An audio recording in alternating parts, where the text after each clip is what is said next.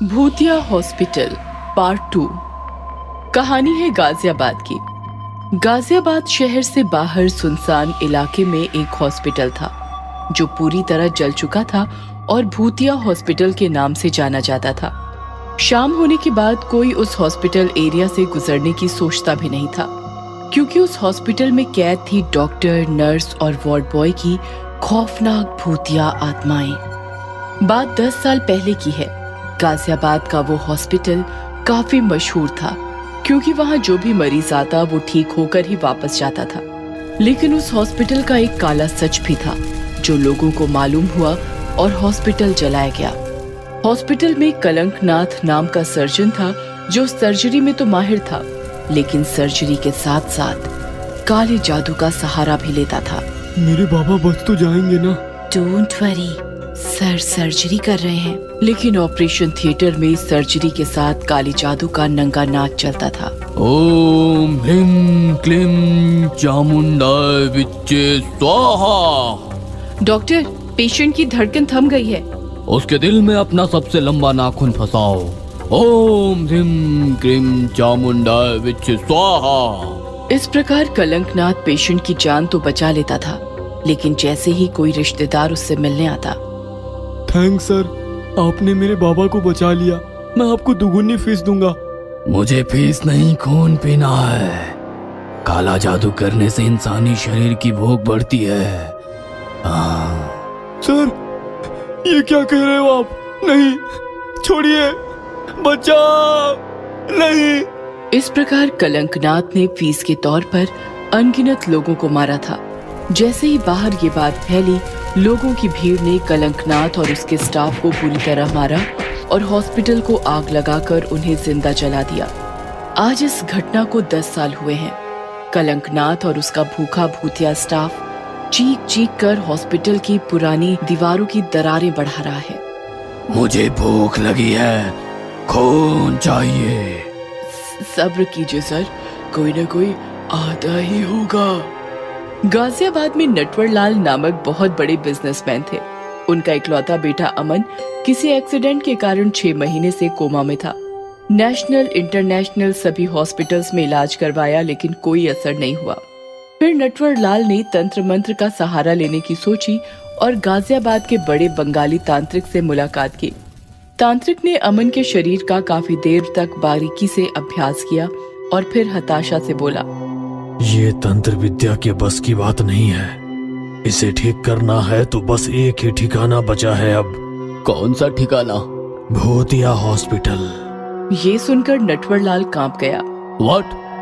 आप भूत प्रेतों का इलाज करते हो और आप ही भूतों से इलाज लेने को कह रहे हो? कलंकनाथ अवश्य एक भूत है, लेकिन एक टॉप सर्जन भी था। काली विद्या का स्वामी भी है। तुम्हारे बेटे को डॉक्टर और तांत्रिक दोनों की आवश्यकता है, और मैं सिर्फ तांत्रिक हूँ, डॉक्टर नहीं। फिर क्या, अपनी जान मुट्ठी में लेकर नटवरलाल भूतिया हॉस्पिटल आया। हॉस्पिटल के बंद दरवाजे 10 साल बाद फिर से खुल गए। जिंदा नटवरलाल का ताजा मांस देखकर नर्सेस के मुंह में पानी आ गया। वो नटवरलाल के इधर उधर मक्खियों की तरह भिनभिनाने लगी। मैंने कहा था ना डॉक्टर, कोई ना कोई आएगा। देखो देखो, आ गया। ये सुनकर भयभीत नटवरलाल हाथ जोड़कर बोला, देखो कलंकनाथ, मैं यहाँ तुम्हारा शिकार बनकर नहीं, एक दुखी बाप बनकर एक सर्जन से मुलाकात करने आया हूँ। मेरे बेटे को कोमा से निकालो और प्लीज मुझे भी मत मारो। मुझे मेरी जान प्यारी है। ठीक है, छोड़ दो इसे। तुम अपने बेटे को लेकर आओ, मैं उसे जरूर ठीक करूंगा, लेकिन एक बलि लूंगा। तू नहीं तो तेरा बेटा। सर्जरी के बाद किसी ना किसी को तो जरूर खाऊंगा। बोलो, मंजूर है?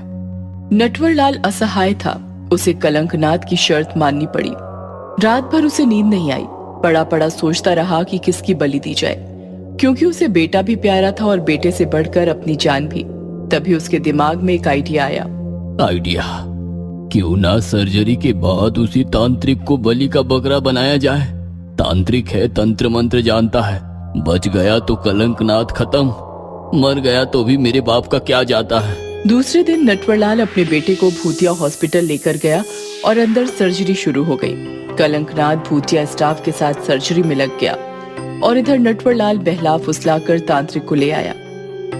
पापा, अमन, मेरे बच्चे। थैंक्स कलंकनाथ, मेरा बच्चा ठीक हो गया। बोल, अब किसको खाऊं, तुम्हें या तुम्हारे बच्चे को? कलंकनाथ, इस तांत्रिक को खा जाओ। चलो अमन। धोखा, तुमने तो बोला था तंत्र विद्या में कलंकनाथ को मेरी सहायता चाहिए। लेकिन नटवरलाल कहाँ रुकने वाला था। वो अमन को लेकर निकलने लगा और इधर कलंकनाथ और उसके स्टाफ ने तांत्रिक को फाड़ दिया। चलो अमन, जितनी जल्दी हो सके हमें यहाँ से निकलना है। तभी अचानक सामने कलंकनाथ और उसका भूतिया स्टाफ आ गया। ऐसे कैसे? अब मुझे तिगुनी फीस चाहिए। ये सुनकर नटवरलाल और अमन कांपने लगे। ये धोखा है कलंकनाथ। तो तुमने तांत्रिक के साथ क्या किया? धोखा करना तुमसे सीखा है। नर्सेस, पकड़ो दोनों को। सारा भूतिया स्टाफ अमन और नटवरलाल की तरफ बढ़ने लगा और देखते ही देखते कलंकनाथ और बाकी भूतों ने नटवरलाल के साथ साथ उसके बेटे को भी मार दिया। डॉक्टर बना भूत। ये कहानी है शाहगंज की। शाहगंज में संजीवनी नामक एक अस्पताल था, जहां शिरीष कुमार नाम के काफी मशहूर डॉक्टर थे। सबका बढ़िया इलाज करते थे, लेकिन अस्पताल की एक अजीब बात थी। अस्पताल में किसी भी पेशेंट को एडमिट नहीं किया जाता था। दिन में इलाज होता और शाम से पहले पेशेंट्स को घर भेज दिया जाता। अंधेरा होने से पहले अस्पताल को ताला लग जाता।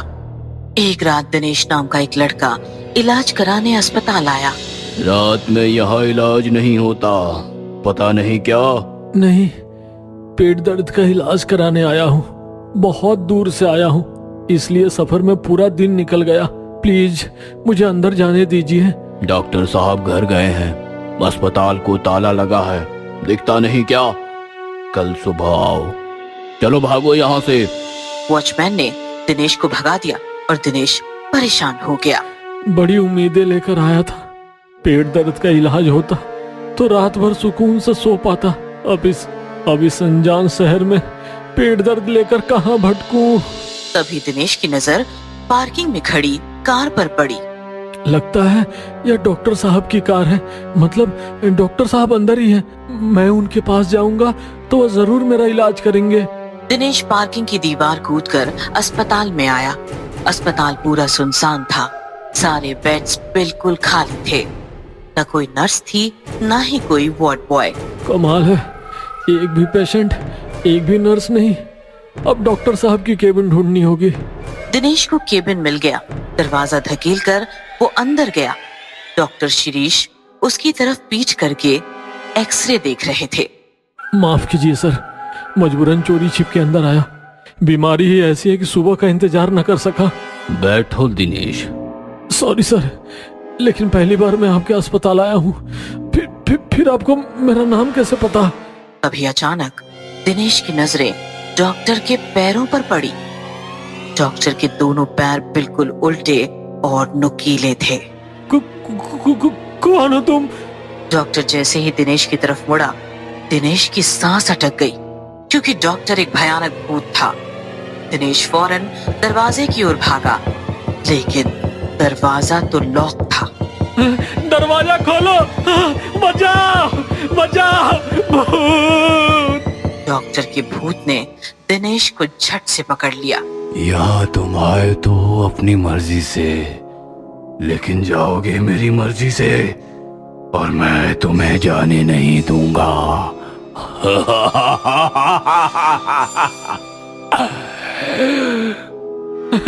सॉरी सर, मैं किसी को कुछ नहीं बताऊंगा। सीधे अपने शहर चला जाऊंगा सर। प्लीज प्लीज मुझे छोड़ दीजिए। लेकिन भूत नहीं माना। उसने दिनेश का पेट जोर से दबाया। दिनेश जानवरों की तरह चीखने लगा। भूत ने अपनी पकड़ और मजबूत की और दिनेश चीखते चीखते मर गया। अस्पताल में ये सिलसिला हफ्ते में 1-2 बार जरूर होता। वॉचमैन को धोखा देकर कोई न कोई रात में इलाज कराने केबिन में आता और भूतिया डॉक्टर का शिकार बन जाता। फिर सुबह होने से पहले ही वॉचमैन आकर लाश को ठिकाने लगा देता। सुबह सब नॉर्मल हो जाता। Doctor Shirish Kumar normal doctor की तरह पेशेंट्स का इलाज करते, लेकिन रात का अंधेरा होते ही भयानक भूत बन जाते। आखिर क्या राज था भूतिया डॉक्टर का? इसकी 10 साल पहले की एक कहानी है। 10 साल पहले एक रात पाशा नाम का किलर पुलिस की गोलियों से घायल होकर संजीवनी अस्पताल में आया। ए डॉक्टर, ए चल गोलियां निकाल। ये तो पुलिस केस का मामला है। चल गोलियां निकाल नहीं तो ठोक दूंगा साले, निकाल। बंदूक की नोक पर पाशा ने डॉक्टर से अपना इलाज करवाया और इलाज खत्म होते ही डॉक्टर पर बंदूक तानी। अरे मैंने तो इलाज कर दिया ना। हाँ, इलाज कर दिया और साथ पुलिस को भी इन्फॉर्म कर दिया। धोखेबाज। पाशा ने बंदूक से डॉक्टर को मार दिया और फिर भाग गया।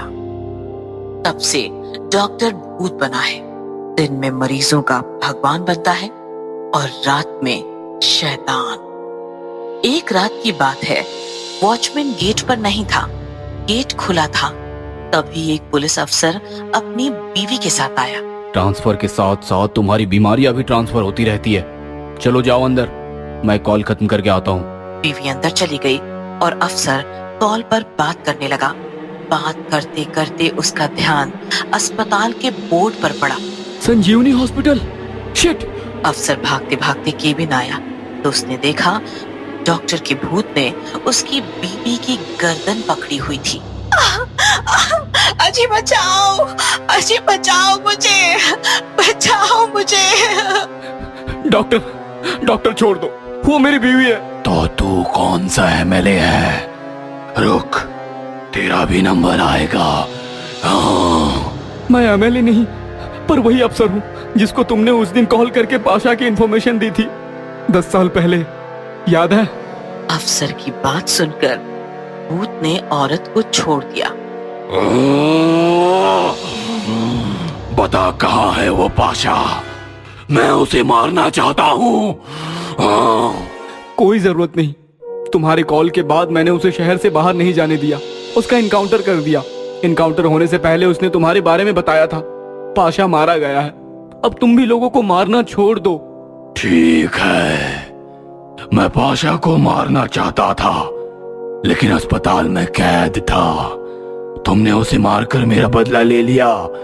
अब मेरे इस भूतिया अवतार को त्यागने का वक्त आ गया है।